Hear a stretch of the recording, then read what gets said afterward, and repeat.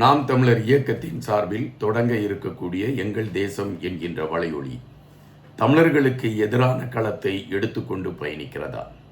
பெரும் சர்ச்சை களத்தோடு பேசுபடு பொருளாக மாறி இருக்கக்கூடிய அதன் உள்ளே இருக்கக்கூடிய விடயங்கள் என்ன? எதனால் அந்த வலையொலியை மையப்படுத்தி ஒரு தவறான கருத்தியல் பதிவிடப்படுகிறது? இது சார்ந்த தேடலைத்தான் இந்த காணொலியில் நாம் எடுக்க இருக்கிறோம். ஒருவேளை இந்த காணொலி ஒரு சிலருக்கு எதிர்வினை கருத்துக்களை உருவாக்கலாம், ஒரு சிலருக்கு நேர் கருத்துக்களை உருவாக்கலாம். ஆயினும் எழும்பி இருக்கக்கூடிய சர்ச்சைகளை மையப்படுத்திய செய்திகளை எடுத்து வைப்பது ஒரு தொலைநோக்கு சிந்தனையோடு நாம் எடுக்கக்கூடிய ஒரு களமாக இருக்கின்றது. நாம் தமிழர் இயக்கம் தொடங்கப்பட்ட களம் நமக்கு தெரியும்.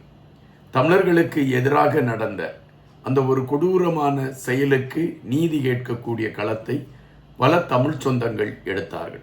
அப்படி அந்த தமிழ் சொந்தங்கள் எடுத்த பொழுது இளைஞர்கள் ஒருமித்து களத்தில் நின்றார்கள்.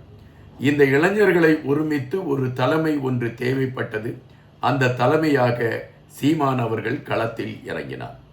முதலில் அது இயக்கமாக தொடங்கப்பட்டு பின்பு நாம் தமிழர் இயக்கம் கட்சியாக உருவகம் கண்டது. இது உங்கள் அனைவருக்குமே தெரிந்த ஒரு விடயம்தான். இந்த நாம் தமிழர் என்கின்ற பெயரை எப்படி சீமான் அவர்களுக்கு பெற்றுக் கொடுத்தார்கள் என்கின்ற விடயத்தில் கூட பல சர்ச்சையான பதிவுகள் உண்டு. அதாவது பாரதிய ஜனதா கட்சி அல்லது RSS சித்தாந்தத்தில் மிகவும் ஆளுமையாக இருக்கக்கூடிய துக்ளக் குருமூர்த்தி அவர்களும் இன்னும் ஒரு சிலரும் இணைந்துதான் நாம் தமிழர் என்கின்ற அந்த பெயரை சீமான் அவர்களுக்கு ஆதித்தனார் அவர்களுடைய மகனிடம் இருந்து பெற்று கொடுத்தார்கள் என்கின்ற ஒரு விமர்சனம் அப்பொழுது பரவலாக பேசப்பட்டது உண்டு. அந்த விமர்சனம் இன்று வரை தொடர்ந்து கொண்டு இருக்கின்றன. இதே சூழலில் நாம் தமிழர் இயக்கம் தமிழ் தேசியத்தை மையப்படுத்திய களத்தை எடுத்துக்கொண்டு பயணிக்கிறது என்கின்ற செய்தி ஒரு அழுத்தமான பதிவாக இருக்கிறது. பலரும் அதை அங்கீகரிக்கக்கூடிய பதிவாக இருக்கிறது. ஆனால் நாம் தமிழர் இயக்கம் தமிழ் தேசியம் என்று தமிழர்களை விற்பனை செய்யக்கூடிய களத்தை எடுத்துக்கொண்டு இருக்கிறது என்கின்ற ஒரு கடுமையான விமர்சனமும் நாம் தமிழர் இயக்கத்தின் மீது இருக்கின்றன. அதற்கு பல உதாரணங்களை எடுத்து வைக்கிறார்கள். ஒன்று, 2016ஆம் ஆண்டு நாம் தமிழர் இயக்கத்தின் சர்வதேச ஒருங்கிணைப்பாளராக இருக்கக்கூடிய பால் நாரிமன் என்கின்ற அந்த நபர் ஐநா மன்றத்தில் ஒரு அறிக்கையை சமர்ப்பிக்கின்றார். அந்த அறிக்கையில் 41ஆம் பக்கம் தமிழர்களுக்கு எதிரான பதிவுகள் இருக்கிறது என்று அப்பொழுதே விமர்சனங்கள் எழும்பின. இந்த பால் நாரிமன் யார் என்ற கேள்வியை வைக்கின்ற பொழுது டக்ளஸ் தேவானந்தா அவர்களோடு மிக நெருக்கமான ஒரு தொடர்பில் இருந்தவர் என்றும் சிங்கள புலனாய்வுத்துறையால் இயக்கப்பட்டு கொண்டிருந்த ஒரு நபர் என்கின்ற செய்தியும் அப்பொழுது பரவலாக பேசப்பட்டது உண்டு. எனவே பால் நாரிமனால் தாக்கல் செய்யப்பட்ட அந்த அறிக்கை, அதாவது நாம் தமிழர் சார்பாக தாக்கல் செய்யப்பட்ட அறிக்கையில் இயக்கத்தை சார்ந்தவர்கள் மீது கடுமையான விமர்சனங்கள் வைக்கப்பட்டிருந்தது என்கின்ற குற்றச்சாட்டு அப்பொழுது பரவலாகவே பேசப்பட்டு கொண்டு இருந்தன. அதன் பின்பு இயக்கத்தின் குருவி தலைவரை மையப்படுத்தி நாம் தமிழர் இயக்கத்தின் ஒருங்கிணைப்பாளர் சீமான் அவர்கள் பேசியதாக ஒரு ஆடியோ ஒன்று வெளியாகி மீண்டும் ஒரு பரபரப்பை கூட்டியது. இந்த சூழலில் ஒரு பொதுக்கூட்டத்தில் பேசுகின்ற சீமான் அவர்கள், இந்தியாவின் முக்கிய பிரதமராக இருந்த ஒருவர் மரணமடைந்த விடயம் நமக்கு தெரியும். அந்த மரணத்திற்கு காரணம் நாங்கள்தான் என்று அவர் மார்பு தட்டி கொண்டதும், நாங்கள்தான் அவரை போட்டோம் என்று அவர் சொன்ன விடயமும் பெரும் சர்ச்சையை கிளப்பின. அந்த சூழலில் இயக்கத்திற்கு தடை நீக்கம் செய்ய வேண்டும் என்கின்ற கோரிக்கை வலுவடைந்து கொண்டிருந்த சூழலில் சீமான் அவர்களால் எடுத்து வைக்கப்பட்ட இந்த கருத்துகள் பெரிய அதிர்வலைகளை அப்பொழுது ஏற்படுத்தியது என்கின்ற செய்தி பரவலாகவே பேசப்பட்டது உண்டு. ஏறக்குறைய அதுபோன்ற ஒரு சர்ச்சை தான் இப்பொழுதும் எழும்பியிருக்கிறது.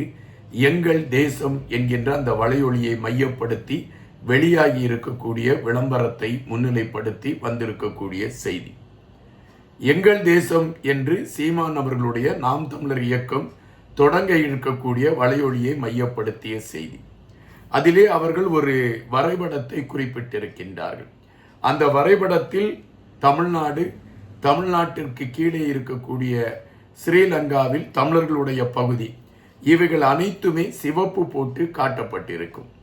தற்பொழுது இயக்கத்தின் மீது இருக்கக்கூடிய தடையை நீக்க வேண்டும் என்று பலர் நீதிமன்றத்தில் போராடி கொண்டிருக்கின்றார்கள். அதற்கான வழக்குகள் நடைபெற்று கொண்டிருக்கின்றன. அந்த வழக்குகளை எடுத்துக்கொண்டு போராட்ட களத்தில் இறங்கி இருக்கக்கூடியவர்கள் பலர் இருக்கிறார்கள். இந்த சூழலில் இந்திய அரசாங்கத்தை பொறுத்தமட்டில் இந்தியாவில் ஆட்சி பீடத்தில் இருக்கக்கூடியவர்கள் தொடர்ச்சியாக அவர்களுடைய மனதிலே ஒரு செய்தி உண்டு. அது என்னவென்றால், தனி நாட்டு ஒன்றை தமிழர்களுக்கு நாம் பெற்றுக் கொடுத்து விட்டால் தமிழ்நாடும் பிரிந்து செல்வதற்கான ஒரு களத்தை எடுத்துவிடும், அதற்கான முயற்சிகள் எடுக்கப்படும் என்கின்ற ஒற்றை கருத்தின் காரணமாகத்தான் தனிநாடு தமிழர்களுக்கு என்கின்ற விடயத்தில் இந்தியா பாராமுகம் காட்டிக்கொண்டு இருந்தது என்கின்றது பரவலாக எல்லோரும் பேசக்கூடிய ஒரு செய்தி. தற்பொழுது ஏறக்குறைய இந்தியா எந்த விடயத்தை சந்தேகப்பட்டு கொண்டிருக்கின்றதோ அதனை மெய்ப்பிக்க வேண்டும் அல்லது அப்படி ஒரு சர்ச்சையை கிளப்ப வேண்டும் என்கின்ற அடிப்படையில் தான் நாம் தமிழர் இயக்கம் இந்த வரைபடத்தை வெளியிட்டிருக்கிறது என்கின்ற சர்ச்சைகள் பேசுபடு பொருளாக மாறி இருக்கின்றன. இப்பொழுதுதான் தமிழர்களுக்கான தீர்வை நோக்கிய ஒரு நகர்வுகள் பேசுபடு பொருளாக மாறி இருக்கின்றது. இயக்கத்தின் மீது இருக்கக்கூடிய தடை நீக்கப்பட வேண்டும் என்கின்ற செய்திகள் எடுத்து வைக்கப்படுகிறது. இவைகளெல்லாம் தொடர்ச்சியாக பயணித்து கொண்டிருக்கக்கூடிய இந்த சூழலில் திடீரென்று இதுபோன்ற ஒரு வரைபடத்தை வெளியிட்டு தமிழர்களுக்கென்ற நாடு இதுதான் என்கின்ற அடையாளத்தை உட்படுத்துகின்ற பட்சத்தில் அது ஒரு பாரிய சிக்கலை உருவாக்கும் என்கின்ற கருத்துகள் தான் எடுத்து வைக்கப்படுகின்றன. முன்பு இயக்கத்தின் முதன்மை தலைவர் குறிப்பிட்டது, எங்களுக்கான தன்மானத்தோடு நாங்கள் வாழ்வதற்கான நாட்டைத்தான் கேட்கிறோம்.